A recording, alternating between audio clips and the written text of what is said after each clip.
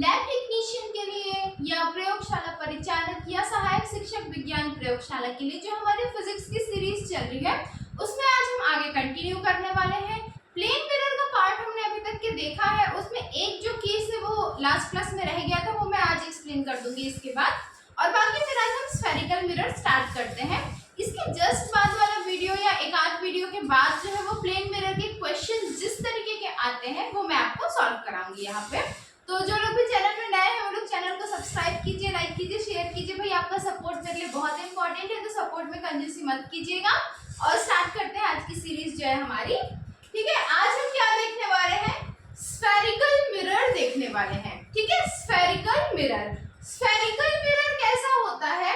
Sphere जो होता है वो कैसा होता है? ऐसा गोल होता है। तो इसको यदि हम हाफ हाफ कर लें, ठीक है, आधा आधा कर लें, तो उसमें दो पार्ट्स बनते हैं। एक जो पार्ट बनेगा वो इस तरीके का बनेगा और एक इस तरीके का बनेगा। तो इन्हीं पार्ट्स को, इन्हीं भागों को हम मिरर के फॉर्म में पढ़ने वाले हैं। ठीक है, तो पहला जो हम स्फेरिकल मिरर में पहला देखने वाले हैं वो क्या है आपका? Concave mirror. क्या है? Concave mirror. इसको हिंदी में आप अवतल दर्पण बोलते हैं। ठीक है, कॉनकेव मिरर या अवतल दर्पण जो है हम अभी पढ़ने वाले हैं। तो देखते हैं कि इसका स्ट्रक्चर कैसा होता है। तो स्फीयर का, गोले का ये वाला भाग हम ले लें। ठीक है, जैसे ये हमने ले लिया, यहाँ पे बना हुआ है, ये वाला हिस्सा हमने ले लिया। इसमें क्या होगा? सबसे पहला जो इसका कंडीशन होता है कॉनकेव मिरर या अवतल दर्पण का, इसका जो आउटर सरफेस होता है, जो इसकी बाहरी सतह होती है, बाहरी सतह जो होती है वो क्या होती है? वो पॉलिश्ड होती है। मतलब इसकी जो बाहरी सतह है, आउटर सरफेस है, इसमें एक प्रकार का पेंट या पॉलिश लगा हुआ होगा। आपने मिरर दर्पण देखा होगा, तो भाई दोनों साइड यदि उसमें एक जो है पॉलिश नहीं रहे तो कैसा होगा? वो तो ट्रांसपेरेंट हो जाएगा, आर पार दिखने लगेगा, पारदर्शी हो जाएगा। इसीलिए एक जो उसकी सरफेस होती है उसको क्या करते हैं? पॉलिश रखते हैं। ठीक है, तो कॉनकेव मिरर का जो आउटर सरफेस होता है, जो बाहरी सतह होता है, वो कैसा होता है? पॉलिश्ड होता है। ठीक है, अब ये कैसा होता है? एक प्रकार का कन्वर्जिंग मिरर होता है। ठीक, कन्वर्जिंग मिरर होता है, कन्वर्जिंग दर्पण होता है। कन्वर्ज होने का क्या मतलब है?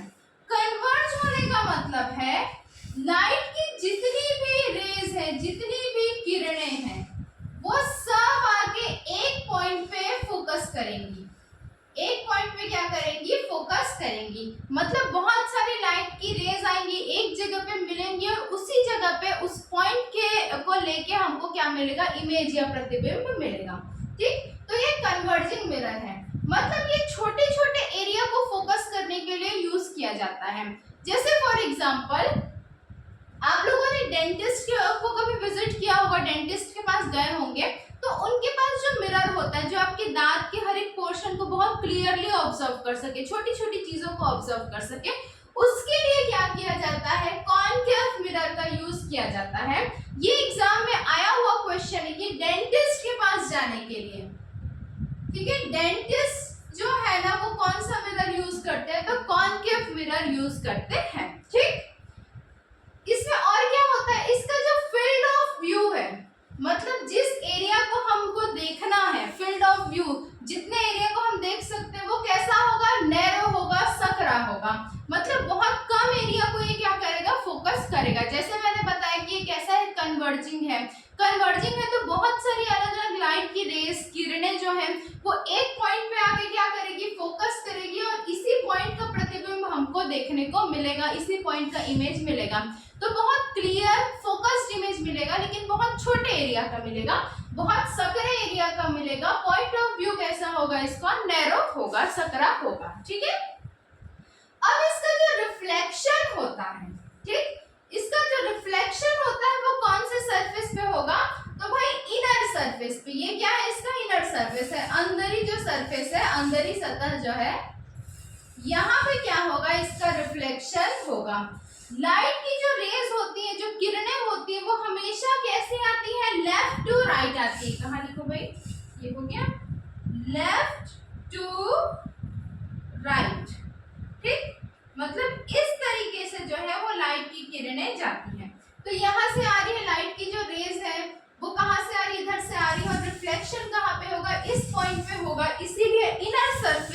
होगा, रिफ्लेक्शन होगा। किस केस में? कॉनकेव मिरर या अवतल दर्पण के केस में इसकी अंदरी सतह पे जो रिफ्लेक्शन या परावर्तन के फिनोमिना है वो होगी। ठीक है, यहाँ तक कि क्लियर है। हमने अवतल दर्पण को, कॉनकेव मिरर को समझा कि भाई ये एक्चुअली में होता क्या है।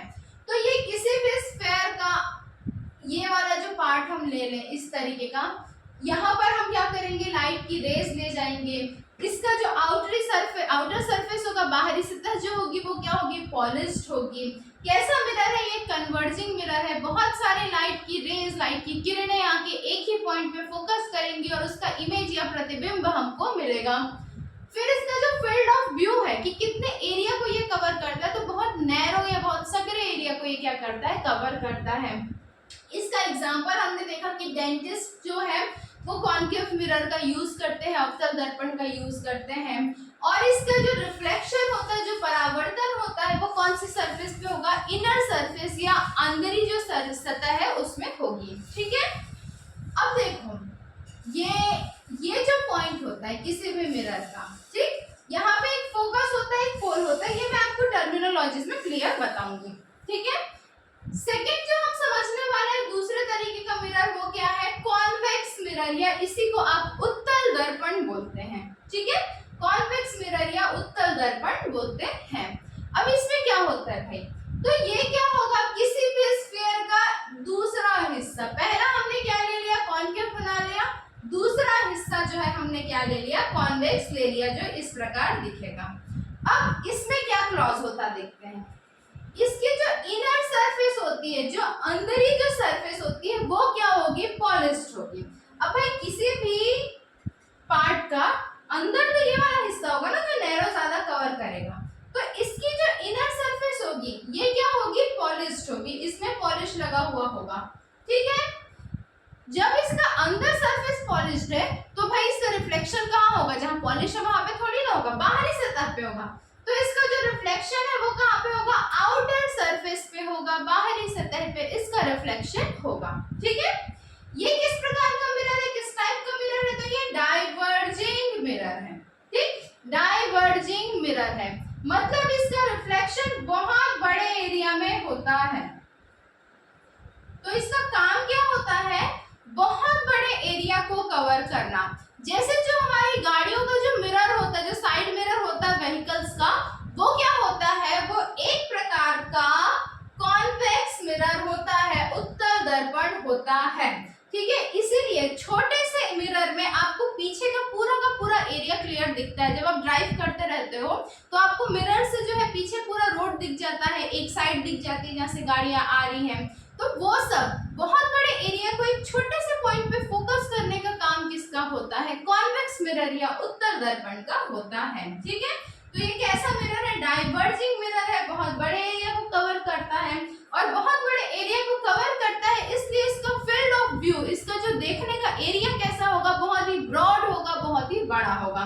कैसा फील्ड ऑफ व्यू होगा इसका, ब्रॉड फील्ड ऑफ व्यू होगा। ठीक है, कहाँ यूज किया जाता है ये, इसका यूज आता है व्हीकल्स में। ठीक है, यहाँ पे रफ करके लिख देती हूँ मैं,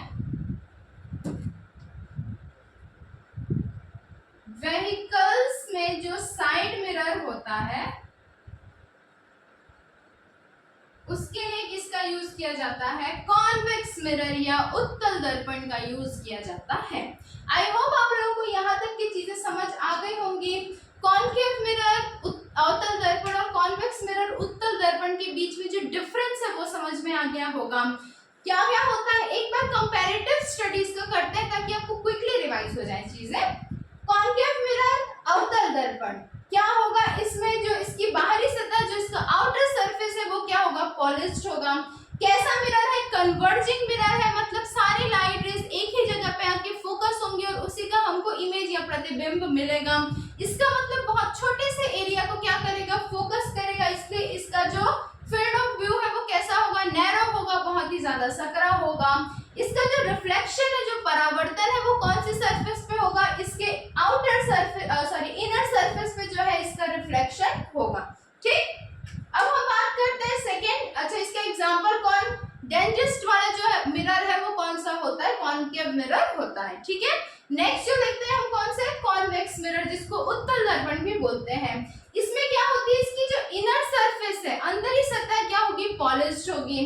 रिफ्लेक्शन कहाँ होगा, आउटर सरफेस पे होगा, क्योंकि अंदर वाला तो पॉलिश्ड है। ठीक है, क्या करेगा, बहुत बड़ा फील्ड ऑफ व्यू देगा, डाइवर्जिंग मिरर है, बहुत बड़े एरिया को छोटे से पॉइंट पे फोकस करके हमको दिखाएगा। ठीक है, तो इसीलिए इसका फील्ड ऑफ व्यू क्या होगा, ब्रॉड होगा। ये कैसा मिरर है, डाइवर्जिंग मिरर है।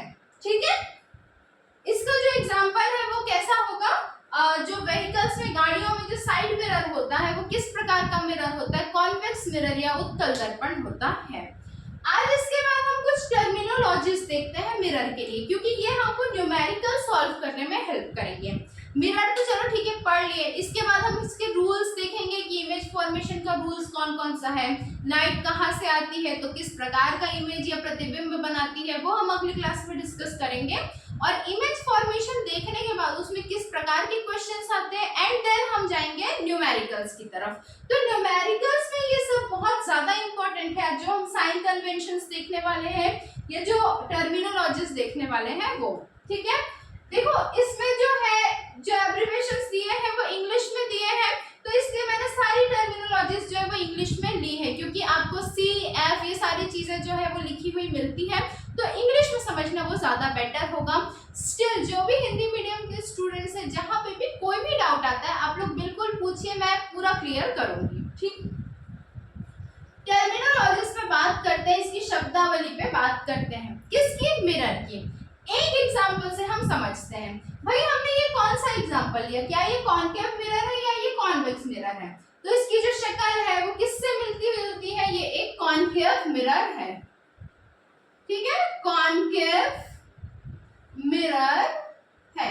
अब टर्मिनोलॉजीज जो होती है वो कॉनकेव और कॉन्वेक्स दोनों में बिल्कुल सेम होती है। ज्यादातर जो रूल्स है इमेज फॉर्मेशन के वो कॉनकेव मिरर के लिए है, इसलिए मैंने कॉनकेव मिरर का एग्जांपल लिया है। अब देखते हैं ये क्या होता है, मिरर का सरफेस होता है, सतह होती है। ठीक है, सरफेस होती है। ठीक, सिंस ये कॉनकेव मिरर है तो इसलिए इसका जो बाहरी सतह है वो कैसी है, पॉलिश्ड है। आउटर सरफेस कैसा है इसका, पॉलिश्ड है। मैंने अभी बताया कि जो लाइट की रेज होती है, जो किरणें होती है वो कैसे आती है, तो वो लेफ्ट टू राइट आती है, बाएं से दाएं की तरफ आती है।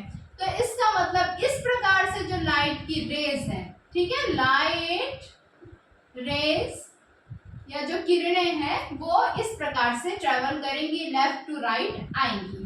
ठीक, अब हम स्टार्ट करते हैं। सरफेस का वो पॉइंट, सरफेस का वो पॉइंट जहां से बीचों बीच एक लाइट रेज निकलती है, एक लाइट की किरण निकलती है, उसको हम क्या बोलते हैं, पी से हम इसको पोल बोलते हैं। क्या बोलते हैं भाई, पोल बोलते हैं। मतलब वो लाइट रे जो सतह को बीचों बीच बाइसेक्ट करती है, द्विविभाजक का काम करती है, उसको क्या बोलते हैं, हम पोल बोलते हैं। ठीक है, पोल बोलते हैं। पोल से एक दूरी पर, एक डेफिनेट दूरी पर क्या होता है, सेंटर ऑफ कर्वेचर होता है। अब ये सेंटर ऑफ कर्वेचर की दूरी कैसे काउंट की जाती है, तो ये तो क्या हो गया, एक स्फीयर का आधा हिस्सा हो गया। ठीक है, ये एक स्फीयर का क्या हो गया, आधा हिस्सा हो गया है। यदि दूसरे आधे हिस्से को मैं इस प्रकार से बना दूं, अलग रंग से मैं बना दूं, तो इसके बीचों बीच का जो पॉइंट आता है ना, जो सेंटर आता है, उसी को हम क्या बोलते हैं, सेंटर ऑफ कर्वेचर बोलते हैं।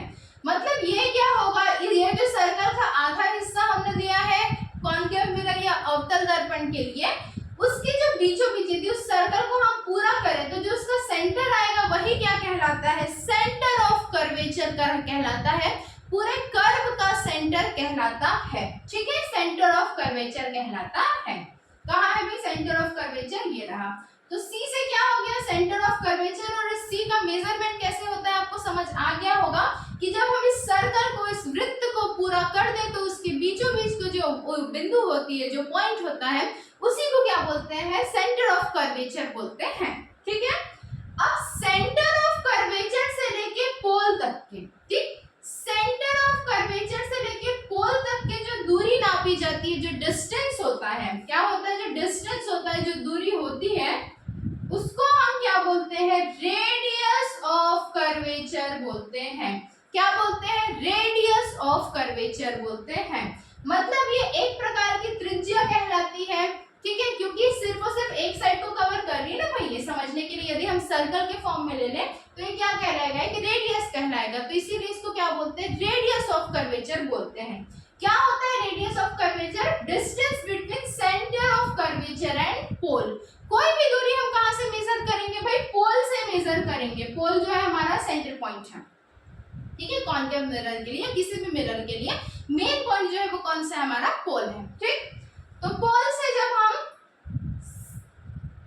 सेंटर ऑफ कर्वेचर की दूरी मेजर करते हैं तो उसको क्या बोलते हैं? रेडियस ऑफ कर्वेचर बोलते हैं, ठीक। अब ये जो रेडियस ऑफ कर्वेचर है, ठीक है, ये जो रेडियस ऑफ कर्वेचर है जिसको हम किससे डिफाइन करते हैं? आर से डिफाइन कर देते हैं। जब इस रेडियस ऑफ कर्वेचर को हम 2 से भाग दे देंगे, 2 से डिवाइड कर देंगे, क्या करेंगे? r/2 कर देंगे। मतलब इस रेडियस ऑफ कर्वेचर के 2 हिस्से कर देंगे, ठीक है। जैसे सपोज ये क्या है? ये आपका रेडियस ऑफ कर्वेचर है, रेडियस ऑफ कर्वेचर है। यदि मैं इसको बीचों बीच से, सेंटर से बिल्कुल 2 पार्ट में डिवाइड कर दूं, तो ये जो एक पार्ट हमको मिलेगा, जो बीच का जो हमको पॉइंट मिलेगा, इसको क्या बोलते हैं? हम फोकस बोलते हैं। क्या बोलते हैं? फोकस या प्रिंसिपल फोकस बोलते हैं। अच्छा, ये जो लाइन में, इसका नाम मैंने यहाँ पे लिखा नहीं है, अभी लिख देती हूँ। इसका नाम है प्रिंसिपल एक्सिस। मतलब जो मेन लाइन यहाँ पर से जो डिवाइड होती है ना किसी भी कर्व से, वो प्रिंसिपल एक्सिस कहलाती है, ठीक है। प्रिंसिपल एक्सिस, मेन जो एक्सिस है वो, मेन जो लाइन है वो, ठीक। तो सेंटर ऑफ कर्वेचर को बीचों बीच से डिवाइड करने वाला जो पॉइंट होता है, इसको हम क्या बोलते हैं? प्रिंसिपल फोकस या फोकस बोला जाता है, ठीक है। पॉइंट ऑफ फोकस या प्रिंसिपल फोकस या फोकस बोला जाता है। ये बीचों बीच का सेंटर पॉइंट होगा, किसके किसके बीच में? सेंटर ऑफ कर्वेचर और पोल के बीच में। सेंटर ऑफ कर्वेचर और पोल के बीच में एकदम बीचों बीच डिवाइड करने वाले पॉइंट को क्या बोलते हैं? हम फोकस बोलते हैं। और इसको किससे डिफाइन करते हैं? डिनोट करते हैं। तो कैपिटल एफ से इसको डिनोट किया जाता है, ठीक है, कैपिटल एफ से डिनोट किया जाता है।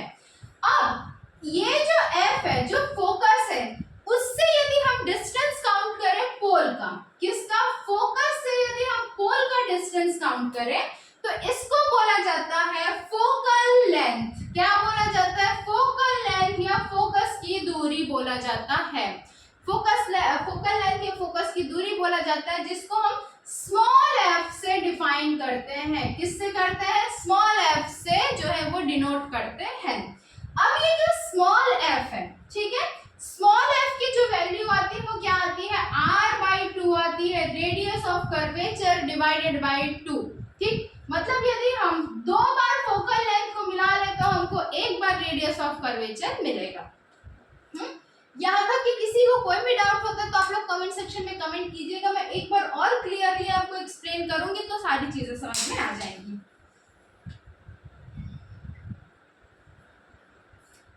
ठीक है। पेन ही गिर गया मेरा।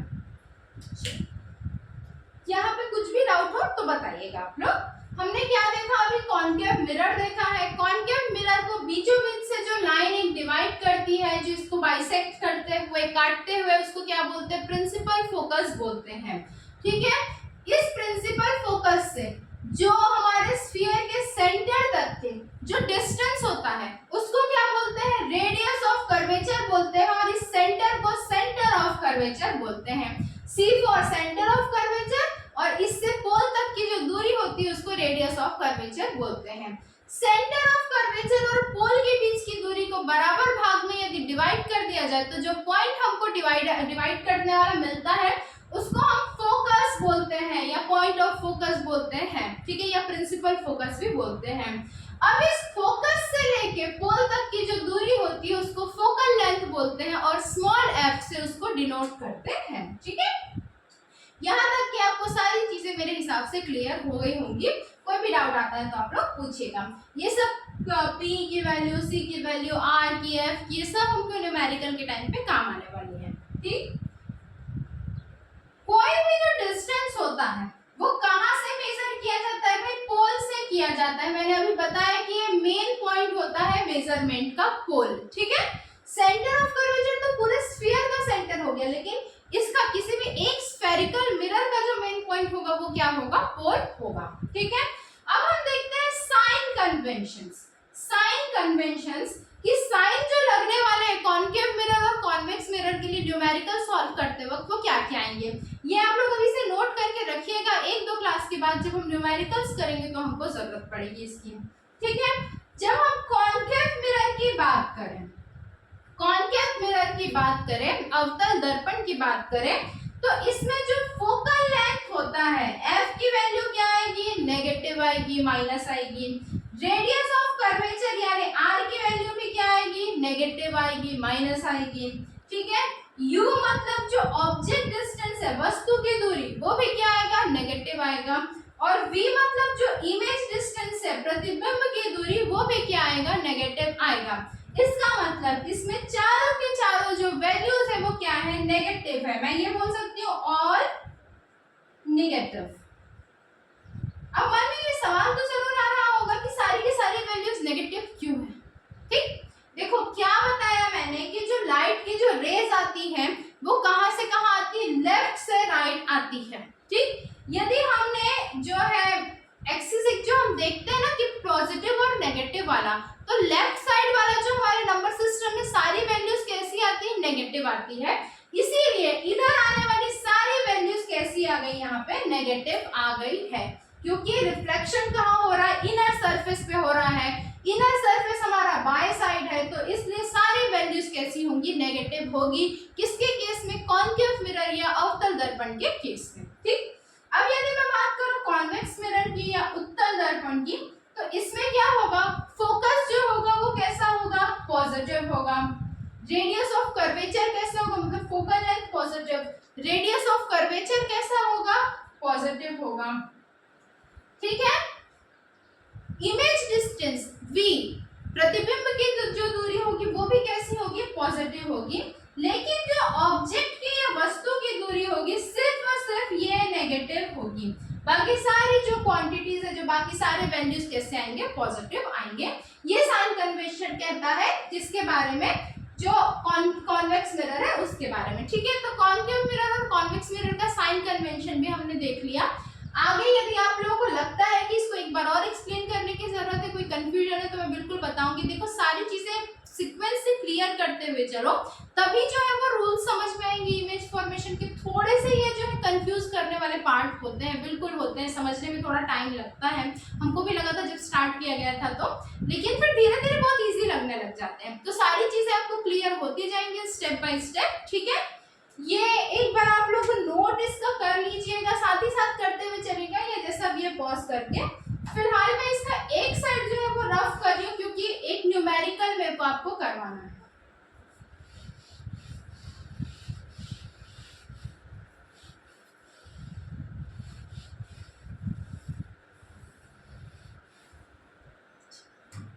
देखो कल मैंने कुछ केसेस बताए थे जो कि प्लेन मिरर के इमेज फॉर्मेशन को लेके, ठीक है, प्लेन मिरर के इमेज फॉर्मेशन को लेके कुछ केसेस मैंने बताए थे।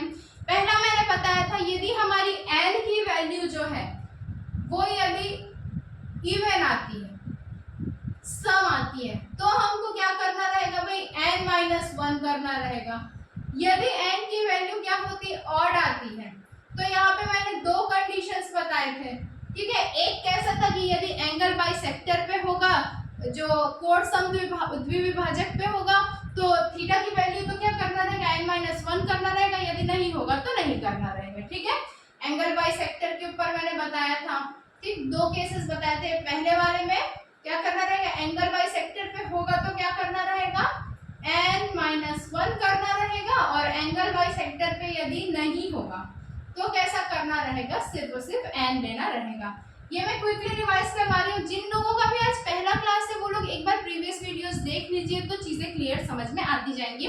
जिन्होंने प्रीवियस क्लास अच्छे से देखा है और समझा है उनको ये समझ में आ गया होगा, ठीक है। तीसरा जो केस मैंने बताया था कि यदि कोई वैल्यू फ्रैक्शन में आती है, किस में आती है? फ्रैक्शन में आती है। मान लो n की वैल्यू किस में आती है? फ्रैक्शन में आती है, दशमलव में आती है, p/q के फॉर्म में आती है। तो उस कंडीशन में आपको क्या करना है, ठीक है। जैसे इसके लिए हमको, अच्छा हमारा फॉर्मूला क्या होता है भाई इमेज फॉर्मेशन का प्लेन मिरर के लिए, n = 360/θ। ये हमारा फॉर्मूला होता है। n वो नंबर होता है जो हमको मिलता है, ठीक है। n क्या होता है, नंबर होता है।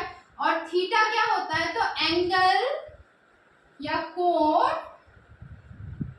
बिटवीन टू प्लेन मिरर्स, दो समतल दर्पणों के बीच में पाए जाने वाले कोण को, एंगल को हम थीटा से शो करते हैं, ठीक है।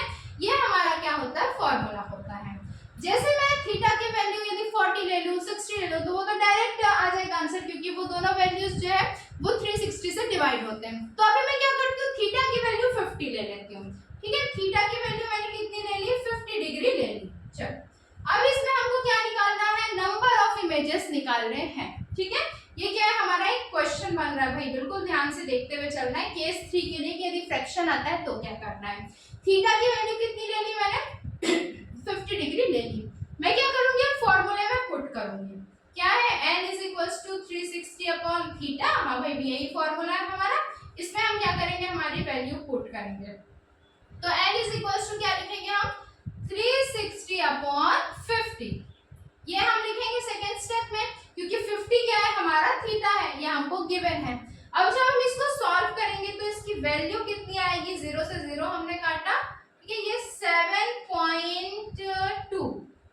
7.2 क्या आएगी, इसकी वैल्यू आएगी 7.2 आएगी। तो अब क्या बताओगे आप, इमेज क्या आ रहा है भाई, ये ऑड में आ रहा है, ठीक है। ऐसे कंडीशन में क्या बताओगे आप, इसको 7.2 बोलोगे कि 8 बोलोगे, क्या बोलोगे, कैसे बोलोगे भाई 7.2 इमेज बन रहा है मैम, ऐसा बोलोगे क्या, नहीं वैसा नहीं बोल सकते आप। क्या करना है, जब भी ऐसी वैल्यूज आती है जो फ्रैक्शन में या दशमलव के पॉइंट वाले फॉर्म में आए, तो इसका जो मेन इंटीजर है, मतलब जो 7 है, वही हमारा क्या हो जाएगा, आंसर हो जाएगा। Very important. यदि थोड़ा घुमा के देना होगा आपके एग्जाम में, तो इस प्रकार के क्वेश्चंस आपको देखने को मिल सकते हैं, बिल्कुल मिल सकते हैं, ठीक है। तो नोट करते हुए चलेंगे, कोई भी डाउट आता है तो आप लोग पूछेंगे, बिल्कुल क्लियर किया जाएगा। और हाँ, सपोर्ट में भाई कंजूसी नहीं करनी है। मेरे साइड से आपको सारे कंटेंट्स बहुत ही अच्छे और सुपीरियर क्वालिटी के मिलेंगे। मैं हिंदी में भी सारी चीजें कोप अप करने की पूरी कोशिश कर रही हूँ, तो आप लोग भी अपना समर्थन पूरी तरह से दीजिए। मिलके अच्छे से क्रैक करते हैं एग्जाम। तो मिलते हैं अगली क्लास में। Okay, bye bye, take care.